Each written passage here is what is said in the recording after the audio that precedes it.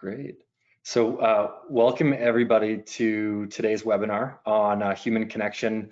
We're welcoming people from all over the world, from Fortune 500 companies at the executive level, at manager levels, at high growth startups. We've got a great group of attendees on here. So really excited to be able to introduce my fellow panelists and talk through something that is really more important than ever, which is around human connection in the workplace. Just as a couple logistics items before I introduce myself, you will be able to ask questions. You'll see that there's a questions area right on your GoToWebinar. Feel free to add questions throughout this entire conversation, and we will have a lot of time at the end to go through all of those. Also, for everyone who's fast and furiously writing notes, we will share a recording. So we are recording this entire session, and we'll be able to share it with all of our attendees after the hour is done. We've got a great agenda planned with Olivia and Daniel, who I'll introduce in just a minute. But first, I'll introduce myself. My name is Dave Wilkin, and I'm the founder of 10,000 Coffees. And 10,000 Coffees is really focused on helping enterprises and teams build the connections that they need to succeed. And when we started the company just around 6 years ago, this entire aha moment happened when we sat down with executives of global companies, of high growth startups. And in all of those conversations, they talked about how conversations between colleagues were the best ways for themselves, as well as for their colleagues, to learn and to get career opportunities. It wasn't really complicated activities. It was actually just simple conversations. And I think all of you in the different roles that you've had, you can probably think of the conversations that you've had to get to where you are today, or to learn new skills, or to be able to feel more a part of your team. It's these simple conversations that for the history of time have created opportunity. But over 6 years ago, when we sat down and had those conversations, when we asked how those conversations were created, it really came down to two things. It was serendipity, just kind of randomly connecting with people. And a second was nepotism. It was because, you know, they were part of a family, or they were lookalikes that actually helped them get those experiences. And now here we are today, where we know that serendipity is right off the table, because here we are in our home office where we just don't have serendipity anymore. And we all know more than ever, in all the things that are happening in the world, we can't rely on nepotism. We need to actually democratize opportunity. And democratize opportunity are pretty much the only two words that still live as part of our company, that still live today, as we've evolved and grown so much. But democratize opportunity is on the door of our office, and it was 6 years ago. And what it means, and why we created 10,000 Coffees, was to democratize the ability for people to have the conversations they need to succeed, which make better people, better teams, and better companies. And as we talk about connectivity, I want all of you to think about how we can democratize those conversations and those connections that are ultimately what make the best people, the best teams, and the best companies. And that's the agenda that we've prepared for you today. And so to help us get through this agenda, we have two people that I've got to know quite well over the last couple of years. And out of the hundreds of companies that we work with, Olivia and Daniel are kind of two quintessential thought leaders in this space. Both chiefs of staff at Fortune 500 companies, both innovators in their own right.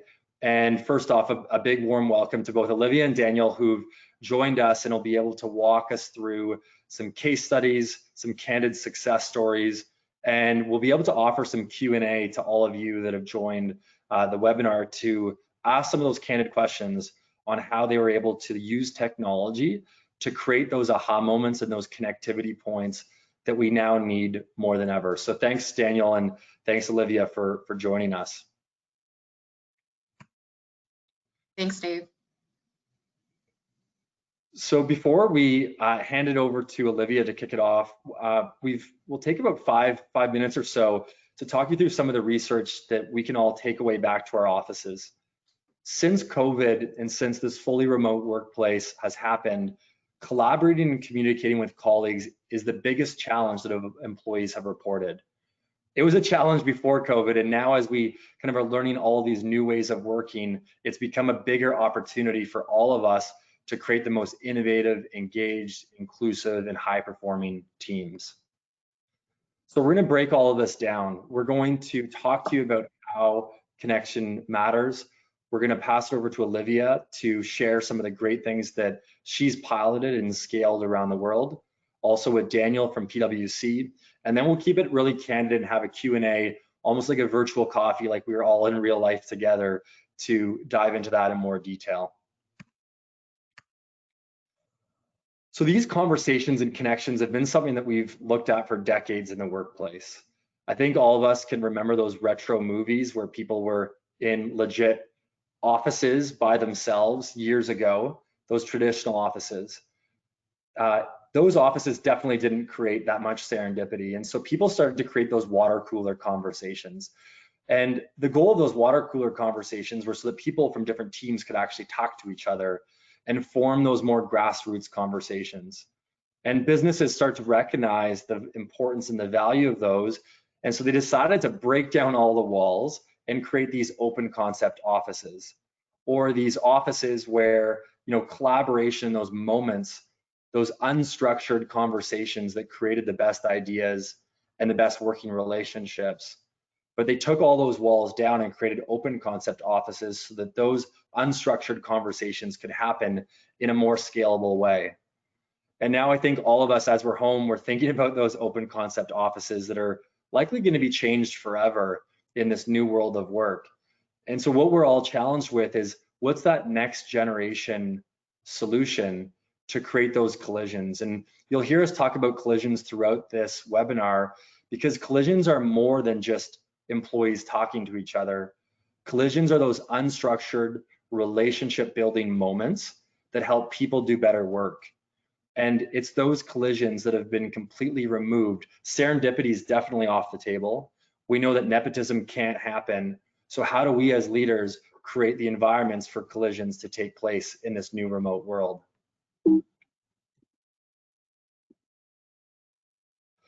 So when we look at what builds those collisions, I think all of us can remember back to team offsites, to sales conferences, to onboarding events, and to D&I network activities.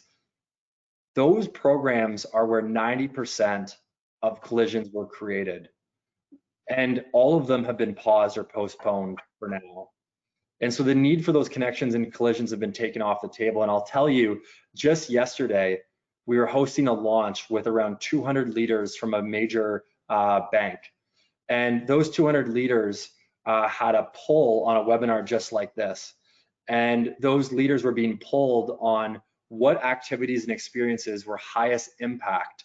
And they all got to vote in real time. They got to vote on their Ivy League executive training programs that they had access to. Pretty expensive, pretty prestigious training event. Their typical conferences, networking. And out of all of those, the cheapest was actual networking. And the number one thing that all of these leaders actually said on that live poll that they wanted more of was the most cost-efficient activity, which was networking with others. They didn't choose the Ivy League executive training. They didn't choose the other things. They actually just chose that they wanted more experiences to have those collisions with their colleagues, even in a time like now where we're all remote. So how do we actually overcome that? I think one of the first things is we have to lead from a place of empathy, where these collisions are actually really hard. A lot of people think that we can just have people go do these on their own, but each collision actually has 30 cognitive barriers to get two people to meet. And so what all of us can take away is to find ways to create recurring moments between leaders and small groups of diverse employees. And recurring is important because it can't be one-off. Also, as we go back and have planning sessions around connectivity, we have to listen for bias, specifically bias towards extroverts. A lot of people paint the whole brush with extroverted kind of mentalities, but the reality is a lot of our employees are more introverted, and we have to take an introverted first approach to ensure that we democratize access. And we also know that those open-ended collisions is actually a skill that most employees do not have. It's not something that's taught in school. It's not something that's natural to most. It's something that we actually have to deliberately enable. And some of the, the more colloquial examples that we hear in organizations is, if you think of a friend that might be single that's trying to find a date, you don't give your single friend a phone book and say, here's a phone book, start calling people and asking them for dates. And in a very similar way inside the workplace, you can't just give somebody an HRIS or a directory and say, now go find serendipitous collisions to go have conversations. It's just weird. And so we have to find better ways to help those collisions happen, and we have to really use a human-first approach to do that. One of the second challenges that all of us are faced with to create connectivity, especially now more than ever, is the fear of the optics of what their manager would think. Even executives, when you ask the executive level, they think everybody's allowed to do this, and it's just such a friendly place. That's because they're executives and they can do that type of activity. But when you actually survey the large majority of those middle level and early career, over 65% don't feel like they're allowed to speak to colleagues on different teams and levels of seniority. This is a really, really big aha moment, because if you ask leaders this question, they think everybody's allowed to do it. And they think they've created a space to do this. And even in those cultures, when you go and ask these early career professionals, the reality is that people actually don't feel allowed. So how do you create a permission asset in a safe place that actually creates those environments? One of the first tips, and something that you can bring back, is that it's actually easier for colleagues to meet with your competitors than it is to meet colleagues internally, because of the optics and the fear of reaching out and the worry that their people manager or whoever's managing them might think they're going over their head. We also have to remember that birds of a feather fly together. We have to deliberately create systems to scale diversity of collisions. And there's a lot of research, really great research that came out of Columbia, where even if you put a group of 200 people into a room together, it was all the people that looked like each other that went and had those conversations. And we all know that diversity of thought is what creates the best ideas. We can't have that. We have to create systems to deliberately create diversity in these collisions. And we also know that consistency and frequency over time is what builds trust around this system. A lot of times people try to do manual efforts where it's one and done. We have to create consistent and frequent collisions over time so that that permission asset is created. And we also have to acknowledge how much work it takes. As we all know, if we just get one email, it doesn't happen overnight. And so it takes about 4 nudges to create one collision. And so if we want a group of 200 employees to have 9 connections, it takes 4 email nudges. That's 7,200 touch points if we want to do them in a personalized and smart way. And so we want to look at more innovative ways to automate these systems to create connectivity on scale. So with that, let's talk to 2 thought leaders, and we'll first start with Olivia, who have actually solved this and have thought about connectivity in a way that has a lot of great insights for all of us on the call. So AIG has been partnering with 10,000 Coffees since 2018 to solve for connectivity. Olivia is not only an active board member within the insurance and investments space, but she's quickly climbed the ranks at AIG, now being the chief of staff for the AIG investments team. In her kind of short time, I mean, 2018 wasn't too long ago, although it might in some days feel like it has been, Olivia's been able to create a system that has over 93% connectivity match score, which means that employees actually rank their connectivity as over 93% valuable to their professional network. Since COVID, Olivia's led a team to quickly iterate and has now helped over almost 2,000 new connections being made across 12 countries while members are working fully remote. And across all of those cohorts, 85% of those participants have gained new perspectives and insights to help on a current or future project. So with that, I'll pass it to Olivia to walk through her story. Thank you, Dave. And thanks everyone for allowing me the time to share with you our experiences. And oftentimes, I'm sure Dan also experiences as well as a chief of staff. I'm constantly asked, what does a chief of staff do? And I always hesitate before answering this. And that's because each chief of staff role has very different roles and responsibilities. It really depends on the needs of the business or the function. But one focus has always been consistent across my experiences as chiefs of staff for different businesses and functions. And that's the health of the organization. It's important to continually assess how healthy your team is and address the needs of the employees. Because without employees who are thriving, the success of your organization and the business objectives in which you're trying to achieve are honestly in danger. I started my role as a chief of staff for AIG Investments in 2018, as Dave had mentioned. And launching AIG Coffee Connections was one of my first initiatives. Although this was for the team, I didn't realize how much the program would actually help shape my role and the priorities that I continue to focus on today. So let's talk about why we even needed a platform like 10,000 Coffees or other connectivity tools.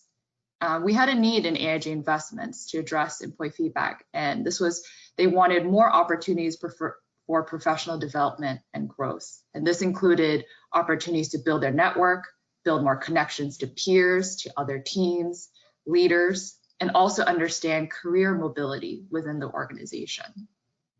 Some of the tools we utilized to connect and communicate across the team included newsletters, virtual town halls, Yammer, chat platforms such as Link, Skype, Bloomberg, and meetings through WebEx or a similar equivalent, which I'm sure now in this virtual environment, everyone is using constantly. But what we lacked was a more personal way to interact. And that's why we added AIG Coffee Connections to our human capital program. So when I joined AIG Investments, I had been with AIG for about 8 years. I knew some people in investments, but AIG is a huge company with over 40,000 people globally. I had so much to learn, and I quickly needed to build my networks and my knowledge base. And also, as many of you know, most chiefs of staff do not have an army of people to build and execute these projects. So networking with people across the team and collaborating with others to support business projects initiatives is key. I was able to use those monthly connections and office hours to help me piece together the puzzle of who does what, how different teams interact, and hopefully my monthly matches were also able to use some of my prior experiences and lessons learned in their day-to-day work as well. Additionally, through networking, it's really allowed me to diversify my perspectives. How I see the solution to a problem may not be the best solution for the team. So understanding how others may view the situation allows me to make an informed and a data-driven decision. Part of that diversity of thought that Dave had just mentioned, I think also comes from partnering with other program leads at AIG, such as those in the Women and Allies Employer Resource Group. And this ensures that we continue to enhance our culture of diversity and inclusion, which I know is even now more top of mind for a lot of the leaders. And by having these honest conversations, we can work together to drive change. It's time to take action right now, and this platform allows us to do that a lot easier. So additionally, through these conversations, not only was I able to figure out who could do the work, but also what areas we needed to improve within AIG Investments. I think a very good example of this is there was a need to better understand the insurance companies from an investments lens. Now, where AIG Investments is part of a larger corporate insurance company. And this led to a speaker series that we created, and now it's called How AIG Works. And basically how AIG works is we utilize our internal SMEs within the organization and teach the investments team more about AIG's businesses, the operations and strategies, and how they're all integrated together to produce results. And it's been great because oftentimes we have the speakers be office hour hosts and vice versa. So as you can see, I really leveraged this platform to understand where I needed to put my energy into having a healthy organization and also to network with people to help execute the changes. It's really helped shape how I'm able to thrive as a chief of staff and help AIG Investments become a successful organization. So as you can see, I talked a lot about the office hours, and we've had more than 60 office hours with 30 different AIG executives across all different parts of AIG, their insurance companies, the functions, as well as in investments. And many people have told me this is probably one of the best things, that chance to be able to hear from leaders that they otherwise wouldn't have been able to. And 11,000 plus smart matches, it's an incredible amount of touch points of human interaction that we're able to give people the time and that permission. As you mentioned, Dave, some people within the organization feel like maybe it's seen negatively if I'm making those networking matches, and this allows us to just do that very comfortably, and understanding that we need to learn from each other. As some people with the office hours, I think, see this potentially as also getting to know the leaders, but I really see this as a peer-to-peer learning experience. So I just want to touch upon some of the key actions that we've taken. I've referenced the fact that, we've utilized WebEx and other platforms like that pretty much almost seamlessly as we're in the virtual environment. One of the first things that we did, we were in a work from home environment in early March, and pretty much that same week, I know that I contacted Dave and Nitai and said, look, we have office hour. I think it was that Wednesday, and it was like Thursday we had an office hour, and I said, we need to pivot virtually ASAP, because now more than ever, it's really important to be able to still offer these touch points, the access to the leaders and the conversation, because when we're working from home, we're kind of isolated in our own little pods. So we did that absolutely immediately. I think people found it really helpful. And it's really pushed us, I think, and it's pushed the participants in our program to understand that virtual connections, although it's, may not be as great as if you were able to grab a coffee with someone in person, are just as important and helpful. So we encourage everyone to keep continuing to match them virtually. We also offer training sessions virtually. One of the things that we're really pivoting is understanding there's a personal work-life balance that's happening here. I mean, I have a son who's 11 months old, and I'm telling you, it has not been easy to juggle him as well as trying to work effectively. So one of the ways we did this is we offered manager trainings like quick hits. We did 30 minutes. We offered them several times in a week, one late in the evening, one maybe earlier in the morning. As you're getting ready for breakfast, you can kind of just listen to one of the manager training sessions. And I think this has worked really well. And I think that's that understanding that we're not in a normal right now, and everyone has their own personal situations that they need to be with. So we need to be empathetic to that and pivot very quickly. Also, one of the ways that we've done it is Carla, who's our head of comms, works with us to publish a newsletter called Investments Plus Connects, Staying Connected. And it really focuses on connectivity points, information that the investments team needs to share.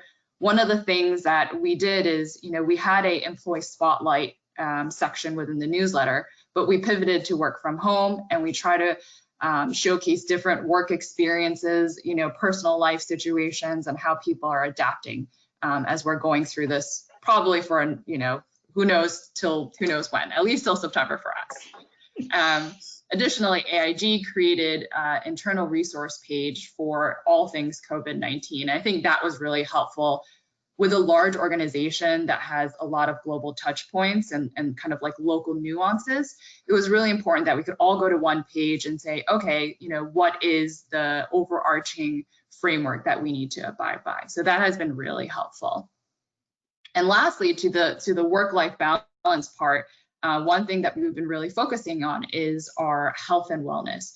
So making sure that throughout the day, there's ways to kind of mentally take a break. I actually think the monthly matches are a great way for me to just take time out of the, stacked meetings on WebEx and just talk about, my personal growth, just connecting with others within the organization. So that's been helpful. But additionally, I've been offering things like virtual yoga sessions, meditation sessions, and nutrition sessions.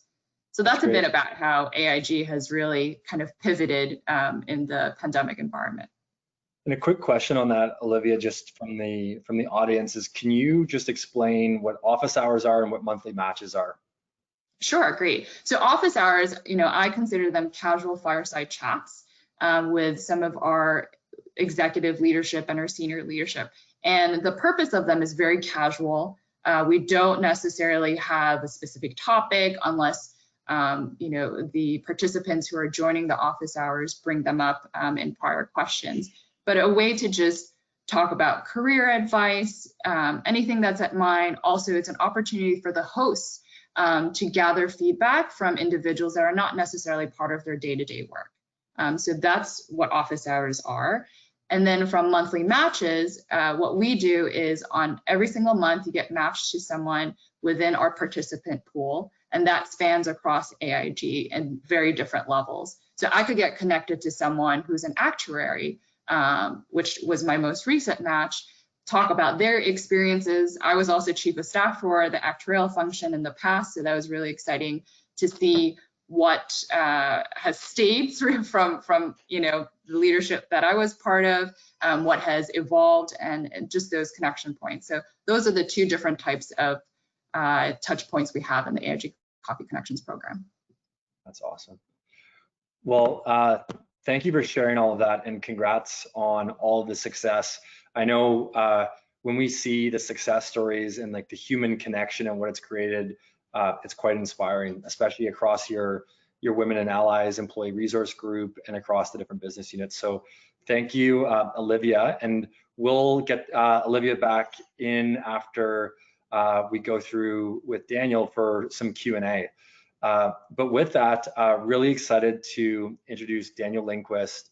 Daniel and I actually met, I guess it was a couple of years ago, and very quickly in my first phone conversation, everyone looked at each other at our team and like, wow, Daniel knows human capital and strategy better than anybody, and was initially in the business at PWC and is now chief of staff of one of the more exciting and one of the fastest changing industries, which is around the financial services group. So a kind of quick intro to Daniel. He's the chief of staff within the financial services advisory practice. And as I've shared, Daniel very quickly looked at technology, partnered with 10,000 Coffees, and configured that connectivity algorithm to create a 98% connectivity match score. And I think in some cases it's actually been as high as 100%, but 98%. I think it's been 100. Okay. So we're already beating the 98%. 64% of those matches learned more about other engagements within the firm. 56% uncovered a new opportunity for cross-team collaboration, which when we think about those canceled sales conferences, those canceled partner summits, this is a way to create those cross-team collaborations using digital.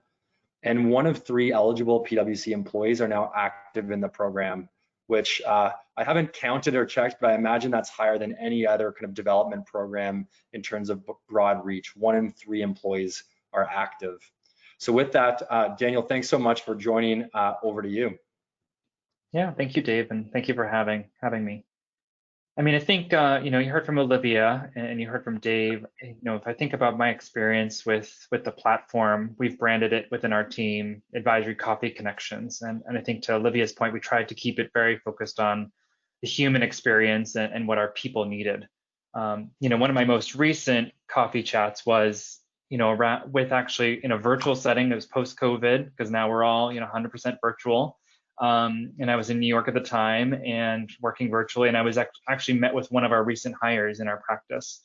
And I had met her before when she had first joined, but this was probably about 3 or 4 months into her time with us.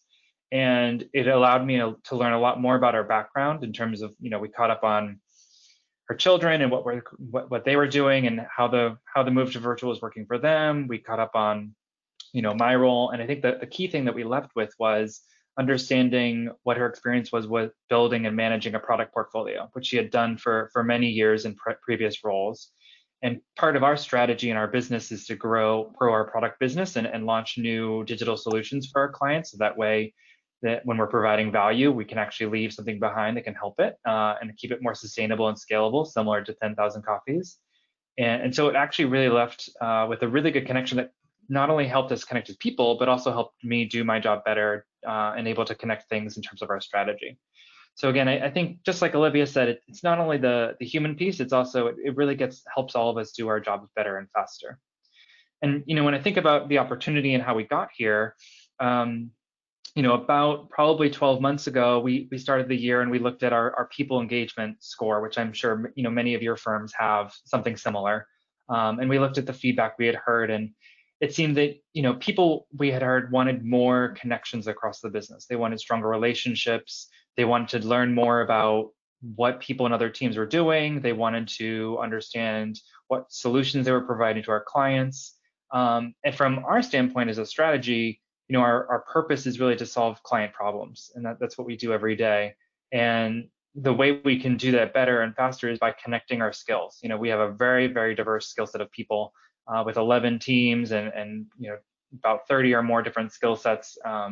And so if we can help our people build trust and build those relationships across the business, it allows them to navigate the organization, like Dave said, not with a phone book of an organizational database, but actually through the relationships. And then it ends up allowing us to solve those client problems faster with the right skills at the right time, rather than having to again, meet with someone, find out someone's name, go meet them. They need to have that trust at the beginning. And so if we think about, what did we do to shift this? I mean, we had a lot of things prior to COVID. Like Dave mentioned, we had, summits, we had in-person events. And I think the shift in COVID really forced us to think a little bit differently about how we scale this. In the past, we had a lot of in-person office activations of the platform. We also had a lot of sales conferences or in-person meetings, and we had to shift to having those be less city-based and more national-based. We also had to shift from being a little bit more focused on our project teams and how do we create those connections in our project teams, because you can't bring 2,000 people on a WebEx, and you can have them learn information and take away information, but you can't build those connections with 2,000 people on a virtual happy hour. So we tried to actually shift a lot more to scalable solutions and then also grassroots. So our staff council has actually launched a Peloton community where they're actually doing rides together, and they've created a hashtag in Peloton.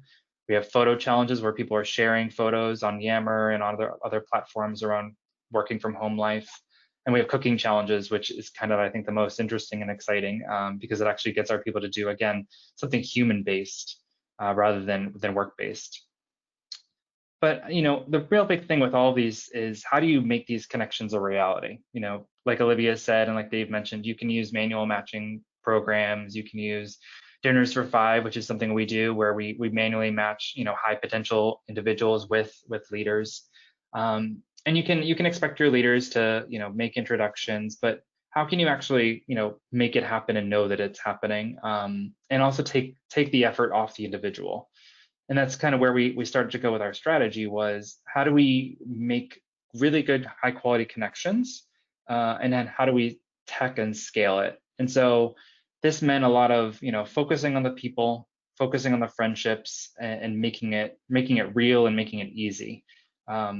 And then when we talked about the strategy behind it, it really was around kind of engaging, exciting, and empowering our people, because networking is important, and it's to Dave's point, it's the #1 reason executives kind of want to focus on that. But people don't necessarily want to look in a team directory and identify, oh, I should probably meet with someone in actuarial because I want to get into that job. That's just probably not what people are looking to do. They're looking to do what Olivia mentioned, right? Which is take a break from all of our meetings on WebEx and just focus on real chats, real coffee, and just having fun in a day that's probably full of, 8 to 10 hours of video calls. And when we think about the impact, I mean, we've had a similar impact to what Olivia mentioned we've had about 7,000 connections. But like I said, we've been really focused on not just connections, but the right connections. So we've been very, very focused, which Dave and Natai and Mac can probably attest to. What is the matching, and how do we make it right? How do we make sure people are connected with people they don't know? How do we make sure people are connected with people outside their teams? And we really break down those silos and match those skill sets. And on the next slide, you'll see we have, like I mentioned, we have 11 teams. And it's actually, I love this visual because it shows those silos being broken down. It shows, all the connections we've made across the practice. And so each connection representing, one individual who we've democratized the connection for, where we give them an opportunity in a different team to meet with someone, or one more connection where someone learned about a skill that they can bring to a client, or they learned about a project that someone else did at a client that we can kind of bring somewhere else. And so I think when we look at the data and the impact, it's really important to not only think about the numbers, but think about each one of these lines that are drawn on the slide is a story, right? Each one of them is a person meeting, learning, and making an impact on themselves and their clients and their teams. And if we look at the actual numbers, the next slide, it does show the 100% that feel this is a valuable connection or introduction, stand corrected. And then 46% of them, felt it would actually help their career. And that goes back to, again, networking is critical. So, I mean, I think the biggest takeaway for me is again, we can focus on the connectivity and the metrics, but the biggest thing is focusing on the people and remembering that that's why we do all of this, right? As Olivia said, it's the health of the people and the health of the business. So. Yeah, no, I love that. So with that, thanks, Daniel, for walking through it. It's been, I think a lot of people talk about technology and I think in a lot of organizations, we've heard that COVID is creating this environment where we can test and learn way faster with more kind of forgiveness than we could have a year or two ago. Daniel, maybe you could kick it off with one of the kind of first questions that we've thought about, but how did you think of kind of the initial pilot and then the scale up after that? Like, what did you look at and how did you design that? Yeah, that's a great question. So, I mean, I'm a little bit risk averse when we launch new things in our team. And so we did use a pilot and kind of a test and learn approach. So we launched with 2 teams out of our 11, which were kind of the right size and mix. And then after we looked at that, we analyzed the data. We got some feedback on the messaging, and then we ended up going wide to our 11 teams a couple months later. I think when you're thinking about any sort of kind of connectivity initiative, whether it's something like 10,000 copies or whether it's Peloton communities or cooking challenges, I think the key is always that try different ideas with different teams, and no one size fits all approach is probably going to work for every single team, because again they're people and people are different, and that's what we like. So we did do that pilot approach, and I think when you look at the people you're going to pilot it with, it's making sure it's similar to what the challenges you're going to try to solve. So, for example, one of our challenges was prior to COVID, about, I want to say 60 to 80% of our people were in New York, and so that gave us a benefit of them being able to have those connections in person. But we also wanted to build those connections and break down those silos across the cities, because we have different skill sets in different cities, different clients in different cities. And then we also wanted to make sure we democratize it, right? To Dave's point. So someone who is on our team in a smaller office in, say, Charlotte, or a smaller office in Austin, we want to make sure they have the same access to the players of the business, to the leaders, to the potential mentors as everyone else. And so when we picked our teams, we also took a look at, of our 11 teams, what 2 could we kind of look at that would align to the strategy we're trying to accomplish, which is bringing together different skills to solve client problems, but also be, a mix of New York and non-New York. And so we took a team that was a little bit more heavy on New York, a team that was a little bit more heavy on Chicago and in the West, and we used those for our pilot to kind of, again, test and learn, and I think that worked pretty well. Because I think as we move to technology to create these smart matches and these better collisions, we actually remove so many barriers that we had before, even in open concept offices, psychological barriers, physical barriers, and as you've said, geographic barriers as well. So that I really like that. Kind of a quick fire question. We'll start with Olivia and then go to Daniel. But you launched this, and I think going live with technology is always an exciting thing, if we call it that.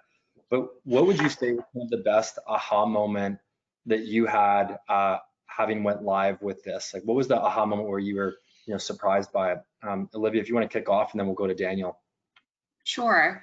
I think the biggest aha moment is similarly to Daniel, we did a pilot as well. We wanted to start small, so we did it more regional. We actually did like the tri-state area originally, and then we kind of broadened it. But I think the aha moment was really when other groups and other teams within AIG were like, oh my gosh, this is a great platform. Can I join?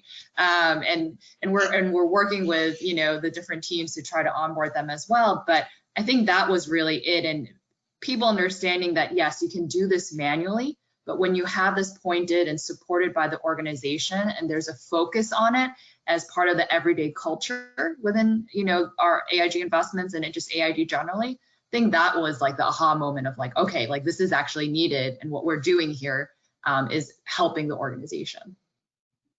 Love that. Daniel, what was your aha moment? Yeah. I mean, I think about when we went live, I think the most exciting aha moment, I'll share an exciting moment, I'll share a lesson learned too, to Olivia's point. The most exciting was seeing the uptake, right? I think it was immediately seeing how many people, you do all this prep, right? You do the prep, you do the pilot, but then actually seeing the people, sign up, opt in through the process, get excited and have the connections and build the relationships was really exciting to see that so rapidly happen. And you can actually see that with this approach, with some sort of tech-enabled approach. Whereas if you're doing the manual matching, it's a little bit of launch and hope it works out and cross your fingers. Open and dream. Then hope it. There's someone on our team that tells me that hope is not a strategy. That's a good one. But I think. Yeah, right. It's a very good one. I think the other piece is, to Olivia's point, we've had a lot of interest in other teams. And I think it just goes to show again that people are like, they want that human connection so much and so much more than you realize. And while there's, tons of training programs, tons of L&D programs, there's plenty of, online WebExes or whatever, people really learn. It's really actually not just about the relationships, it's people learning, right? They're leaving with, if I have a coffee chat with Olivia, I'm learning something about her business. I'm learning something about their industry. I'm learning something about how she works and maybe soft skills that I can take away and implement in my life. And so I think there's just a hunger for it that is really untapped. And until we saw that uptick, I don't think we realized how big of a need there was. Yeah, I think a follow-on question that we've seen come through. And maybe we'll go Olivia to Daniel on this again, but how would you describe the culture before and then now? Any noticeable changes? Well, I mean, I think that's where actually the pandemic has helped us in a way. I think people really wanted I think even though we work together, right? We're a global team, so we're still like doing some video conferencing and we're still on the phone, in meetings and things. But I think the cultural shift is just really recognizing that across the organization, we have one strategy that we're kind of working towards. When we talk about it from someone in London, that I just may not interact with, honestly, because, our worlds don't collide. It was just helpful to have that touch point and just continuously be able to build upon that and have great ideas. I think that's the diversity of thought thing is really big for me because I just think, yes, I have some sort of expertise, but I don't know everything. So I really want to hear and listen to what others have to say. That's great. Yeah, and I think, I mean, we've only launched since November timeframe for our pilot. So I think it's a little early for a true culture shift, but I think one of the key lessons learned that, to Olivia's point, there aren't those random collisions where the teams are necessarily meeting. And I think as chiefs of staff, we sit on our leadership teams and we kind of understand the, what all the teams are doing, what the products and services they're selling, what their strategy is, and their kind of go to market. And so I think sometimes when you meet with the people in the teams, when you meet with them, you realize how many more silos there are to break down, and how, to me, I'll have a coffee chat and somebody may ask, about the strategy or about a specific go to market team or something, and to me, I'm kind of floored that they don't know it yet, or they don't kind of know what that team does, just because it's our day to day. And so I think it's really culture changing to allow people to learn more about what everyone does, because I think there's so many people who our organizations are so large and so complex and so fast moving, that it's really hard to understand, and the industry is constantly changing. And so that's kind of my hope for the culture shift is that this will break down the silos and also increase the knowledge across the teams, because in knowledge management in the past may have been looking at slides and understanding, okay, this, hey, can I have a deck on what XYZ team does? Well, that doesn't actually really tell you what XYZ team does. You need that actual interaction to learn and to lead with something. Yeah, that's it's such a good point. And I think a lot of people, as Daniel, what you mentioned before, is you get to see all the uptake and you get to see the trending goals and interests and topics when you go live. A question from the audience was like, how would you compare the difference in work effort or like manual work that you had to do to be able to do this without technology versus with technology? Like, how would you compare those two, like the work effort that's required? I can go first. I mean, we didn't have something at this scale prior. We do have something like I think I mentioned Dinners for Five, which is basically we have sets of say 100 hypo individuals that we want to have more exposure to senior leaders or to peers, and so we had done some manual matching for those groups. I think it's a lot of work, right? Because you're first having to match people, right? You're opening a spreadsheet, putting names in boxes. Then there's the effort of reaching out to them, the effort of getting the calendar invite. There's the reminder, the nudge, senior leader, why haven't you sent the invite yet? So, I mean, I think it's just, and for a teams that run lean, which I think more and more probably do, especially in this COVID environment. I don't think anyone's not running lean.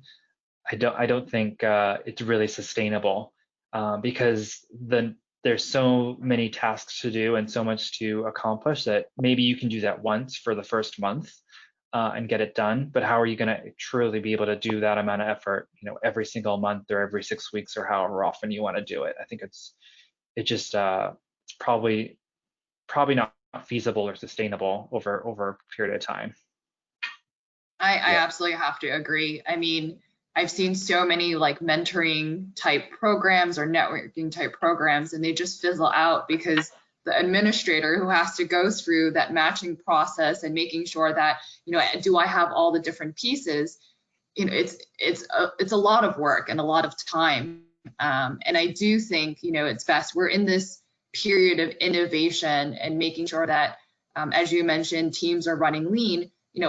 Why not use a platform that does that for you, that has the support of the organization, rather than someone, sitting down with a spreadsheet and clicking off that, trying to create their own optimization program. Yeah, and we're honored that a chief of staff and investments would say that, because we know that your Excel skills are better than most of ours. If someone's and I know Daniel's as well, the macros that Daniel can build are beyond anybody. So we actually at 10,000 Coffees, we have an Excel macro retirement home where we get to retire all these Excel spreadsheets that people have tried to use to Cupid all these people together, so that we can actually take a 21st century approach. And I think COVID's a great time to switch into that new approach. I think something, and Olivia, you just touched on this, so maybe to go back to that, a question that came in is really, how do you balance kind of the long-term versus short-term nature of connectivity. And I think a lot of times we hear like a lot of people say, I want everything to be a once a year match where they're stuck together for 12 months, and that's the goal. But we also know that that's, in a much more dynamic world, we need a more dynamic network. But would love to hear, Olivia, you speak to kind of how you've been able to think of these matches from a kind of a time and how long and what's the outcomes of these types of conversations. Yeah, absolutely. And I think AIG does a really great job of this. We have programs that focus on a specific type of individual, like leadership growth programs as well. And those are more top of the house and broader on AIG. And those are those 12 month type of commitments. But what I think is really important is, I think Daniel had mentioned this, everyone is different. Every team operates differently. So I think it's really important to make sure from a short-term and a long-term perspective, you offer different types of tools, right? I think if you just offered one, it just may not work for that team because of the culture of the team from a geographical standpoint, just a leadership standpoint. So that's where I think having these monthly matches where you're saying, okay, like, maybe 1 month you couldn't meet with that individual or you didn't find any common ground, right? You have another match coming up in another month for that opportunity to say, okay, like this person I can learn from. And I think no matter what, even if it's not perfect for work, you still learn something from each match, but there's just that constant flow, which I think is really great. And some of the matches, you create those long-term relationships and leverage them for your professional or your personal growth. And some of them is just, okay, I got a good, advice on, what I need to do for work-life balance. And then you keep moving on. Yeah, I think, and I know we just have a couple minutes left. So, and it's something that Daniel, you talked through on like the quick adoption and how many people have been able to leverage it. But could you, we'll start with Daniel and then over to Olivia after, but could you speak to kind of how you looked at measures of success? Like, what did you look at as a success criteria to know that you could go from that early pilot to the scale up across 11 teams? What did you measure? What did you look for? That's a great question. We looked at, the actual opt-in of how many people in those pilots, decided to participate in the program. And then we also looked at how many of them, had a positive match and and you saw Olivia's of 98, as a score of matching. I think that those are the scores we looked at the most, was to understand what were these beneficial and did the algorithm work and what changes did we need to make. Did we need, for example, prior to COVID, we were trying to match people locally. So we're trying to match people in New York to people in New York, people in Boston to people in Boston. We were going to alternate. Now with COVID, there's no need to do that because people are going to have the same interaction virtually. So we really looked at, what's the uptake, and then what's the positive result, and then we also did some qualitative, right, in terms of what are they actually saying about the matches, both in the platform and then also outside of the platform in terms of voice of the customer and what they're kind of saying about the experience, and if it's something that's differentiating. Yeah, and I think that's where the program, in terms of having those surveys at the end of each match or the office hours, it's really helpful to understand, because you can't go out, you can't go out and ask every single person, how did that conversation go? Some of it's anonymous as well, but that qualitative point of just looking at, what could we improve on, what's working well, what's not, pivoting the program to do that, I think has just helped us continuously evolve the program to what it is right now. Yeah, and I do think, one of the pieces of like voice of customer feedback we got at first when we launched the pilot was around the question that Olivia had before, was the longer term connections. How is this different than, a relation, we call them coaches and, relationship leaders, and everyone has their terms. And I think the difference is this is not a mentor, right? The person you're connecting with may become a mentor, and you may eventually decide your relationship is something where you want them to be a mentor, but this isn't meant to be matched and you need to like dedicate a ton of time. It's low risk, low commitment. It's this month meet with Johnny and talk about whatever you want to talk about for 15 or 30 minutes. Whereas a 12-month commitment it's a very different approach. I think you need probably both, but they're just not one and the same. Yeah, it's a mix, right? And I think they all serve different purposes. And knowing we have kind of a, call it 90 seconds left, would love kind of a rapid fire. If there's kind of one or two pieces of advice that you'd give to people like you that are on this webinar, what would you kind of share with them as they go back to their desks? And maybe we'll start with Olivia and then go to Daniel. Sure. I think one of the things through this pandemic experience, particularly, you have good days and bad days. And I think it's really important to take the time out for health and wellness, making sure that you yourself are taking that time to just mentally have a break. And, if that works, in your life, if that's about just taking 30 minutes to catch up with someone new or someone, you haven't talked to in a while, I think that's a really worthwhile way to help develop your personal growth as well as your professional growth. Yeah, I agree with that for sure. You need to have time for yourself and your time to build your connections. I think the one other thing that I'd mention, if you step away from this and think about connectivity for your teams, it's kind of what Olivia said around every team operates differently, and it's not going to be one size fits all. One team might want to do a Peloton community, one team might want to do a cooking challenge, one team might want to do a book club, and they may want to do different things different months. It's about the people and what they want to do and what excites them. We want to excite our people, and that's how we get them engaged.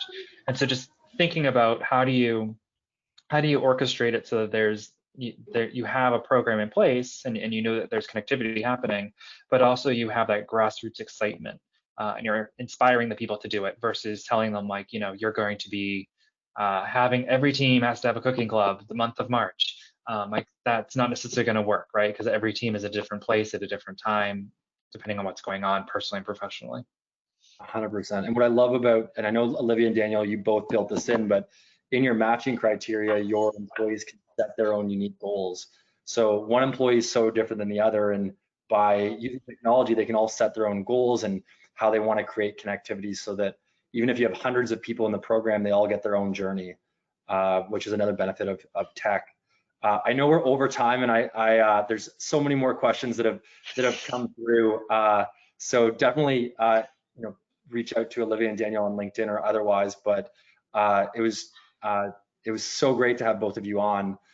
Congratulations for the success that both of you have seen. I think so many people talk about technology and innovation, and you have both figured this out and built programs, went live, and impacted so many people that now more than ever, that connection is not only important for their health and their happiness, but also for their performance, as we've heard through here. So can't say it big enough. Congratulations on actually bringing these things to life.